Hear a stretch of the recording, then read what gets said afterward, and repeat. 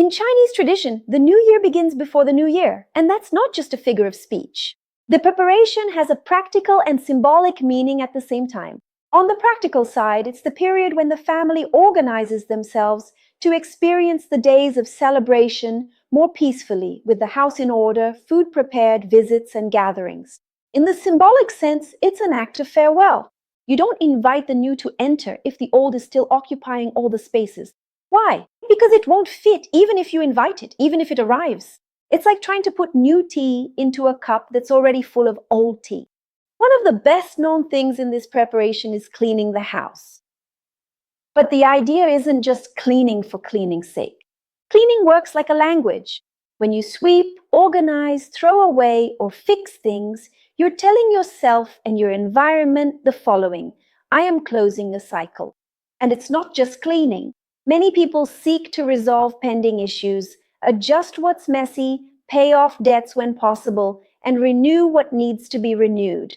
And the logic is simple and profound. Pending issues lead to more pending issues.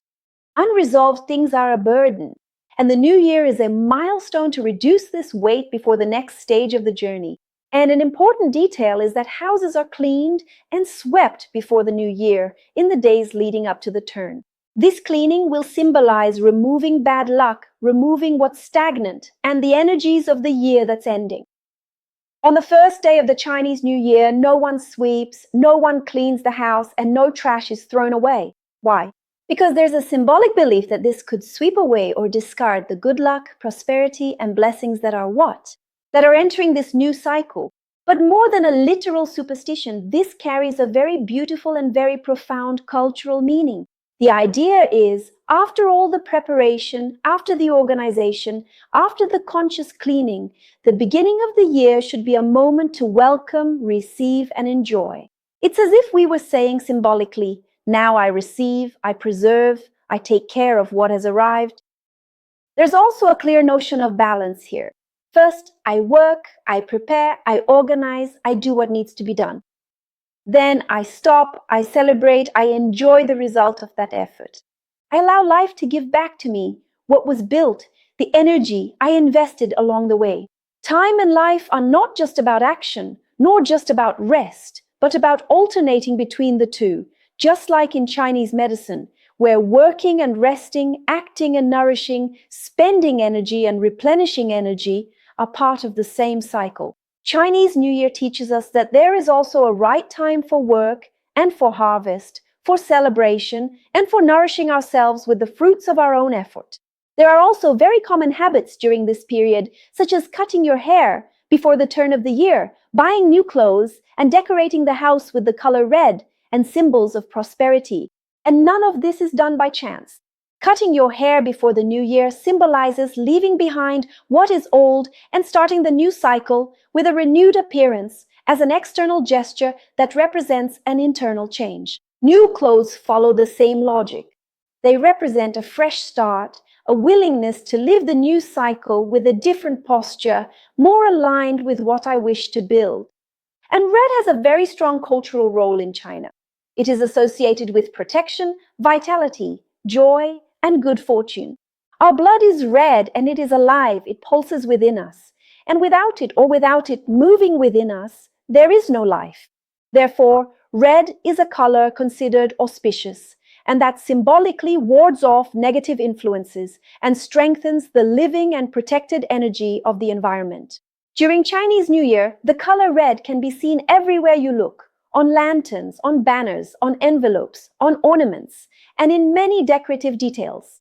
And the intention behind this is not just to beautify, but to create an energetically favorable environment for the new cycle that begins.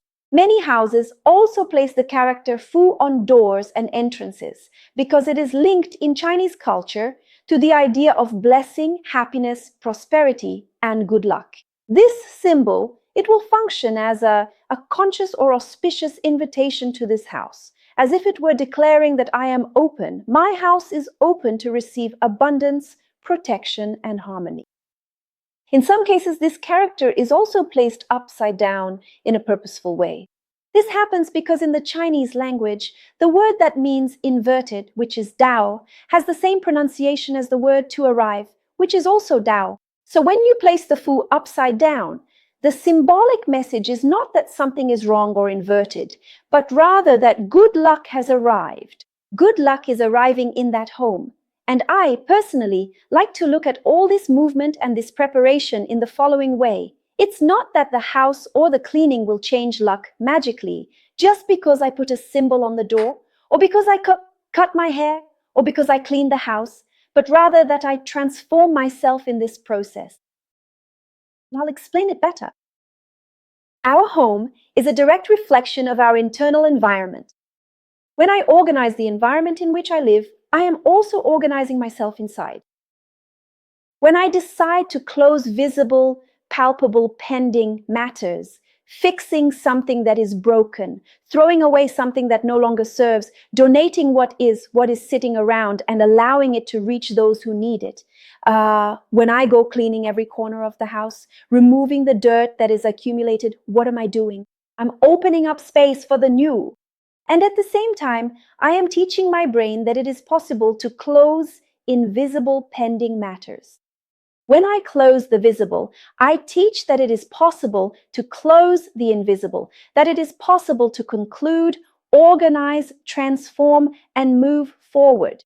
So this tradition, deep down, works as a silent training, a training to start a new cycle with more clarity, with more organization, and with less internal noise. And this training doesn't happen in an isolated or individual way. It is lived as a family, crossing generations and generations. Children, adults, the elderly, everyone participates in this preparation process, each within their possibilities, learning from an early age that closing a cycle is a shared responsibility. It's not something someone does for you, nor something that is completely delegated. Everyone contributes and everyone gets involved. And when a culture teaches this from an early age, it is transmitting something very deep, much more than a domestic or cleaning habit. It's teaching a sense of collective responsibility, the connection with nature, and the cyclical notion of life and belonging. It teaches that changes don't just happen individually.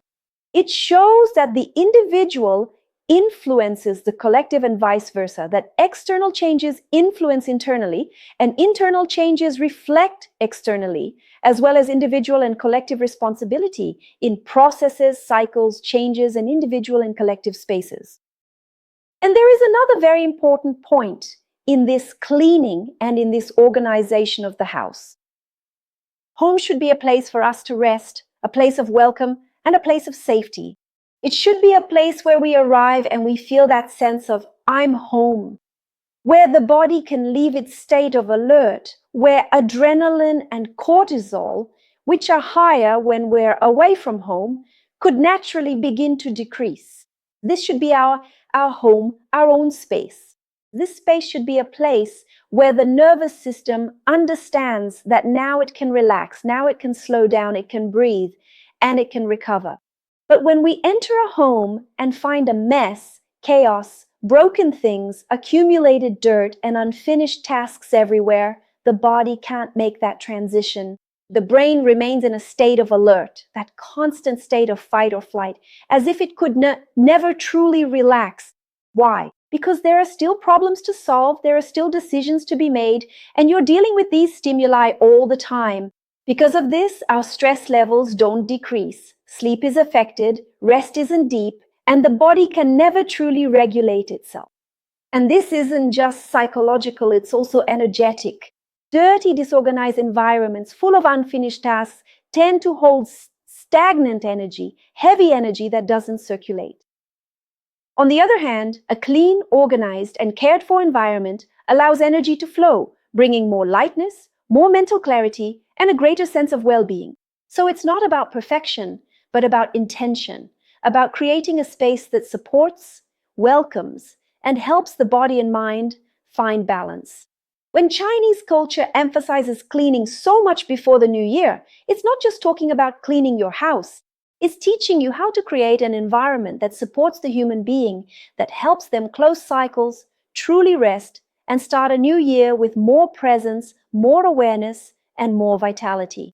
And this logic also extends beyond the home, because before the Chinese New Year, it's common for businesses, shops, and workspaces to also go through this process of organization and cleaning.